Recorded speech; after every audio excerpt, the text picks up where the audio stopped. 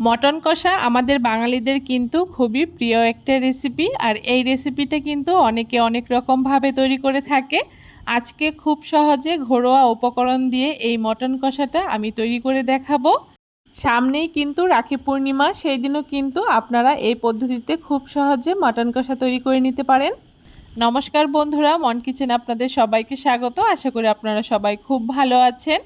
Mutton কষা তৈরি করার জন্য এখানে 700 গ্রাম মতো মটন নিয়ে নিয়েছি। আর মটনটাকে কিন্তু আমি আগে থেকেই খুব ভালো করে বেছে পরিষ্কার করে ধুয়ে নিয়েছি।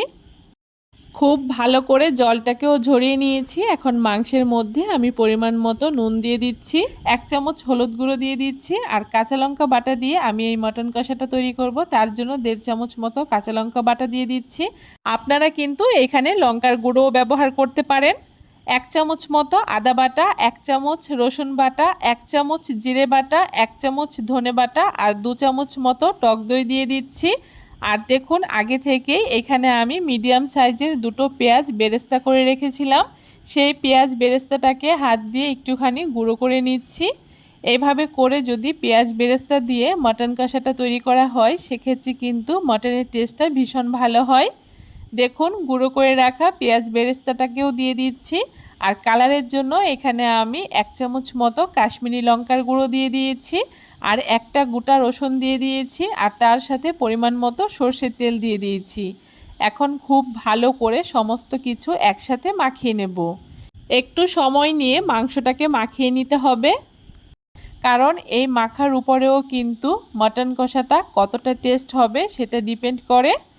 তার জন্য একটু সময় নিয়ে ভালো করে মাংসটাকে মাখিয়ে নিতে হবে, যাতে সমস্ত মশলা মাংসের গায়ে খুব ভালো করে মিশে যায়। দেখুন, খুব ভালো করে একটু সময় নিয়ে মাংসটাকে আমি এখানে মাখিয়ে নিয়েছি। এখন মাংসটাকে আমি 1 ঘন্টার জন্য রেস্টে রেখে দেব। 1 ঘন্টা পরে মটনটা রান্না করার জন্য আমি উনানে কড়াই বসিয়ে দিয়ে পরিমাণ মতো সাদা তেল দিয়ে দিয়েছি। আপনারা চাইলে এখানে সর্ষের তেলও ব্যবহার করতে পারেন, তবে মটনের মধ্যে কিন্তু সর্ষের তেলটাই বেশি ভালো লাগে। আমি কিন্তু এখানে সাদা তেলটাই ব্যবহার করেছি। এখন তেলটা হালকা একটু গরম হয়ে গেলে এখানে ফোড়নের জন্য তেজপাতা, গোটা গরম মশলা আর এখানে সাদা জিরে দিয়ে দিয়েছি। এখন সমস্ত কিছু একটুখানি লাল করে ভেজে নেওয়ার পরে মিডিয়াম সাইজের 2টো পেঁয়াজ কুচি করে রেখেছিলাম, সেই পেঁয়াজ কুচিটাকে দিয়ে দিয়েছি। এখন খুব ভালো করে পেঁয়াজটাকে একটুখানি নেড়েচেড়ে নিচ্ছি। পেঁয়াজটা যাতে খুব তাড়াতাড়ি নরম হয়ে যায়, তার জন্য এখানে কিছুটা নুন দিয়ে দিচ্ছি। নুনটা দেওয়ার কারণে পেঁয়াজটা খুব তাড়াতাড়ি নরম হয়ে যাবে আর পেঁয়াজ ভাজাটাও খুব সুন্দর হবে। নুন দিয়ে পেঁয়াজটাকে খুব ভালো করে মিশিয়ে নেওয়ার পরে এখন পেঁয়াজটাকে হালকা করে একটুখানি ভেজে নিচ্ছি। পেঁয়াজটা দেখুন হালকা করে একটুখানি ভেজে নিয়েছি, খুব বেশি কড়া করে কিন্তু ভাজিনি। এখন এখানে মিডিয়াম সাইজের 2টো টমেটোকে আমি এরকম 4 টুকরো করে দিয়ে দিয়েছি। আর টমেটোর উপরেও কিন্তু একটুখানি নুন দিয়ে দিয়েছি, এতে কিন্তু টমেটোটাও খুব সুন্দর সেদ্ধ হয়ে যাবে। টমেটোটাকে খুব ভালো করে পেঁয়াজের সাথে মিশিয়ে নিয়েছি। আর টমেটোটা দেখুন বেশ অনেকটাই নরম হয়ে গেছে, টমেটোর গা থেকে খোসাটা ছেড়ে আসছে। খুব ভালো করে একটুখানি নেড়েচেড়ে নেওয়ার পরে এখানে আমি 1/2 চামচ মতো চিনি দিয়ে দিচ্ছি। চিনিটা কিন্তু অবশ্যই পেঁয়াজটা ভাজার সময় ব্যবহার করতে হবে, এতে কিন্তু মটনের কালারটাও খুব সুন্দর হবে।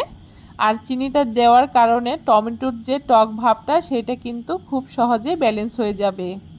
চিনিটাকে দিয়ে খুব ভালো করে মিশিয়ে নেওয়ার পরে এখন এখানে আমি আগে থেকে ম্যারিনেট করে রাখা মাংসটাকে দিয়ে দিচ্ছি। সবগুলো মাংস এখানে দিয়ে দেওয়ার পরে এখন মাংসগুলোকে খুব ভালো করে মশলার সাথে মিশিয়ে নেব। এভাবে করে উনানের আঁচটাকে হাইতে করে দিয়ে বেশ কিছুক্ষণ মাংসটাকে একটুখানি মিশিয়ে নেব, যাতে পেঁয়াজ আর টমেটোর সাথে খুব ভালো করে মাংসটা মিশে যায়। বেশ কিছুক্ষণ নেড়েচেড়ে মিশিয়ে নেওয়ার পরে এখন ঢাকা দিয়ে মিডিয়াম আঁচে 5 মিনিট মতো রান্না করে নেব।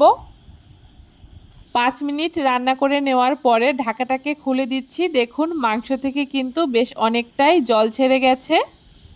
এখন আবারও মাংসটাকে খুব ভালো করে একটুখানি নেড়ে দিচ্ছি। আমি কিন্তু এখানে কোনো রকম জল ছাড়াই মাংসটাকে কষিয়ে নেব। উনানের আঁচটাকে মিডিয়ামে রেখে একটু সময় নিয়ে মটনটাকে ঢাকা দিয়ে রান্না করলেই দেখবেন জল ছাড়াই মটনটা খুব সুন্দর সেদ্ধ হয়ে গেছে। আপনারা চাইলে কিন্তু সামান্য একটু জল ব্যবহার করতে পারেন। আর অবশ্যই কিন্তু মাঝে মাঝে একটুখানি নাড়িয়ে দিতে হবে, তা না হলে কিন্তু তলায় লেগে যাবে।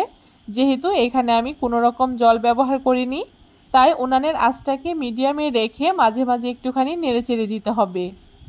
মাটনটা আমি কোনো রকমভাবে প্রেশার কুকারে সেদ্ধ করব না, উনানেই কিন্তু ঢাকা চাপা দিয়ে মাটনটাকে সেদ্ধ করে রান্না করে নেব। আর এই ক্ষেত্রে কিন্তু মাটনটা রান্না করতে একটুখানি সময় লাগবে, মোটামুটি 1 ঘন্টা মতো লাগে এই মটন কষাটা রান্না করতে। দেখুন মটনটা কিন্তু কষতে শুরু করেছে আর মটন থেকে কিন্তু বেশ অনেকটাই তেল ছেড়ে গেছে। এইভাবে করে আমি ঢাকা চাপা দিয়ে দিয়ে মটনটাকে যতক্ষণ না সেদ্ধ হচ্ছে ততক্ষণ রান্না করব। দেখুন মটনের কালারটা কতটা সুন্দর এসছে। দেখতে যেমন সুন্দর হয়, এই মটন কষাটা খেতেও কিন্তু হয় দুর্দান্ত। আর ঘরোয়া উপকরণ দিয়ে খুব সহজেই এই মটন কষাটা তৈরি করে নেওয়া যায়। বেশ কিছুক্ষণ এভাবে করে আমি ঢাকা চাপা দিয়ে মটনটাকে রান্না করে নিয়েছি। আর মটনটা কিন্তু এই সময় মোটামুটি 80% সেদ্ধ হয়ে গেছে। এখন এখানে আমি আগে থেকে ভেজে রাখা আলুটাকেও দিয়ে দিচ্ছি। এখন আলুটাকে দিয়েও বেশ কিছুক্ষণ মটনটাকে কষিয়ে নেব। আলুটা বেশি আগে থেকে দেওয়া যাবে না, তাহলে কিন্তু আলুটা একদম গলে যাবে। আলু দিয়ে বেশ কিছুক্ষণ মটনটাকে কষিয়ে নিয়েছি। আর দেখুন মটনটা কিন্তু আমার খুব সুন্দর কষানো হয়ে গেছে। মটনটা থেকে তেলও ছেড়ে দিয়েছে আর কালারটাও কিন্তু অনেকটাই চেঞ্জ হয়ে গেছে। এখন এখানে ঝোলের জন্য আমি সামান্য একটু গরম জল ব্যবহার করছি। যেহেতু আমি এটা মটন কষা তৈরি করব, তাই একদম অল্প পরিমাণে ঝোল ব্যবহার করেছি। ঝোলটাকে দিয়ে বেশ কিছুক্ষণ জাল করে নিয়ে মটনটা যখন পুরোপুরি সেদ্ধ হয়ে গেছে, নামানোর আগে আমি 1 চামচ মতো গরম মশলার বাটা ব্যবহার করছি। আপনারা চাইলে গরম মশলা গুঁড়োও ব্যবহার করতে পারেন। আর তারপরে দেখুন মটন কষাটাকে আমি নামিয়ে নেব। আর মটন কষাটা দেখতে কতটা সুন্দর হয়েছে দেখে নিশ্চয়ই বুঝতে পারছেন। দেখুন মটন কষাটা এখানে আমার একদম তৈরি হয়ে গেছে। আর দেখতে তো ভীষণ সুন্দর হয়েছে, খেতেও হয়েছিল দুর্দান্ত। কেমন লাগলো আজকের রেসিপি অবশ্যই জানাবেন। ভিডিওটা ভালো লাগলে সবার সাথে শেয়ার করে দেবেন।